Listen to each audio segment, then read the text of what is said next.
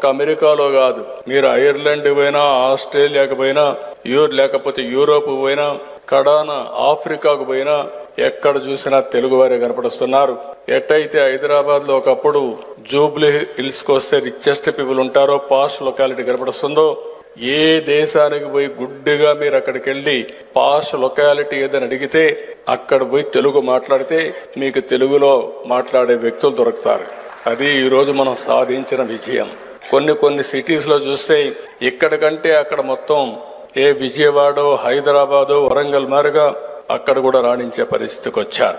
ఒక చిన్న ఉదాహరణ చూస్తే మొన్ననే 23-24 3,30,000 మంది భారతీయ విద్యార్థులు అమెరికాకి వెళ్లారు చదువు కోసం.